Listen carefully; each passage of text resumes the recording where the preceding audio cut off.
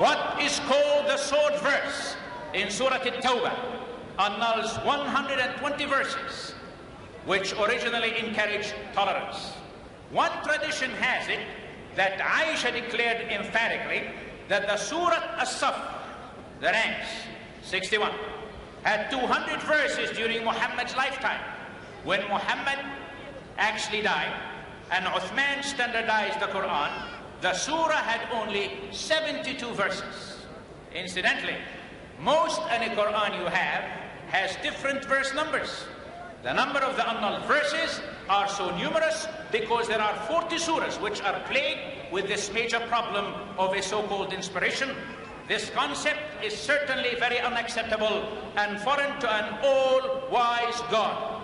Compare such belief of Muslim theology with what Christ Jesus announced according to Matthew 5:17 and 19. Do not think that I came to destroy the law or the prophets. I did not come to destroy, but to fulfill. Whoever therefore breaks one of the least of these commandments and teaches men so shall be called least in the kingdom of heaven.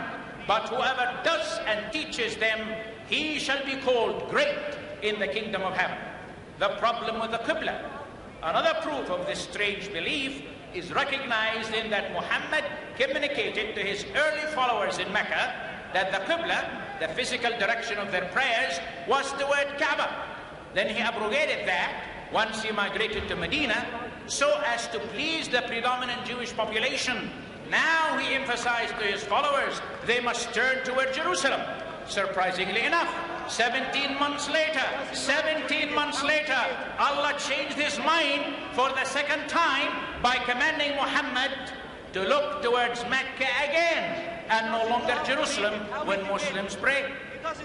A man makes mistakes, ladies and gentlemen, and needs to correct them, but such is not the case with God.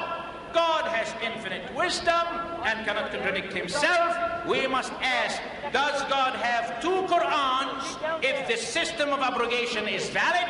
We ask again, what does one do with this emphatic declaration in Surah Al-An'am 34? وَلَا مُبَدِّلٌ لِكَلِمَةِ اللَّهِ. And there is no changing or altering to the declaration or decisions of Allah. Muslims claim that the Qur'an was originally written on tablets preserved in heaven. This concept, however, is clearly borrowed from the Bible, because Exodus 32:16 tells us, now the tablets were the work of God, and the writing was the writing of God, engraved on the tablets. Muhammad professed to have a revelation through Gabriel when it suited his purpose. Many students believe, students of the life of Muhammad, messages came from heaven, were given to justify his political and moral conduct, as well as much of his religious precepts. Battles were fought, wholesale executions inflicted, wives added, and territories annexed under the pretext of the Almighty's command. Now, I want to challenge you. Mistakes in the Arabic of the Qur'an. You say you speak Arabic. Let's find out. Muslims believe that the Arabic Qur'an is the perfect, exact representation of Allah's word. That is why only the Arabic Qur'an is considered authoritative, and why so many Muslims who know no Arabic still feel a compulsion to memorize portions of the Qur'an in Arabic, although they cannot speak it and communicate with you. However, Muhammad used a number of foreign words or phrases in the Qur'an, leaving questioners wondering if God's language is deficient enough to need help from other languages.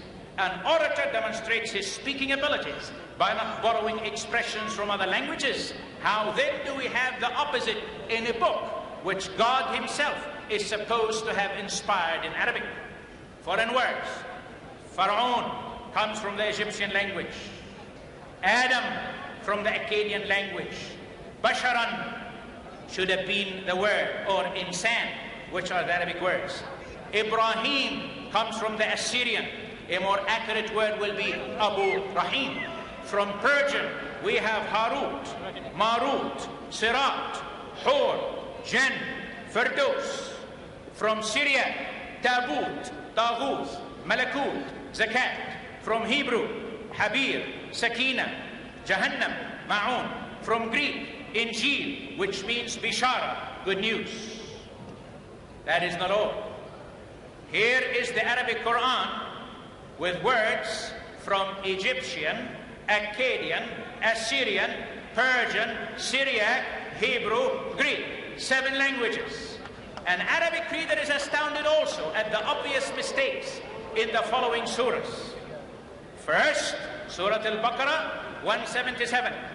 The word Sabirin should have been Sabirun, if you know Arabic. Then again, Surah Al-A'raf 160.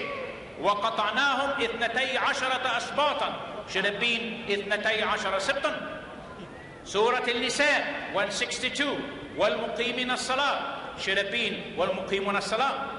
Then Surah Al-Ma'idah verse 69. As-Sabi'in is the more correct Arabic than As-Sabi'un. Then At-Tawbah فَإِذَا انْسَلَخَ الْأَشْهُرُ الْحَرَامِ should have been فَإِذَا انْسَلَخ, plural. The words kun fayakun are a gross error in Arabic. The grammatical structure demands kun fakan, let there be and there was, not there shall be, as in the Quran. Yes, sir. Going forward, Abraham's father is wrongly called Azar in the Quran. At Surah Al-An'am, verse 74. The Bible, however, which is much earlier than the Quran, names him correctly Tarah. Abraham, summary of the Quranic errors concerning Abraham. Abraham didn't have 2 sons, he had 8. Genesis 25. Not 2 wives, but 3. He did not raise his descendants in the valley of Mecca, but in Hebron, which is called by his name in Arabic to this day, Al-Khalil, the friend of God, according to Isaiah 41:8 and Genesis. Genesis 11 discloses that his hometown was Ur in Chaldea, not Mecca. He wandered through Haran, as Genesis 11 recounts, not Arabia. He went to Canaan, as God instructed him in Genesis, not to Mecca's valley.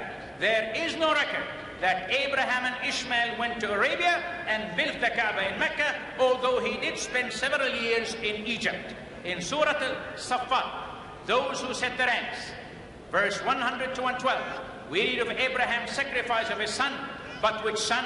The Bible states it was Isaac, Genesis 22, yet the Quran intimates it was Ishmael.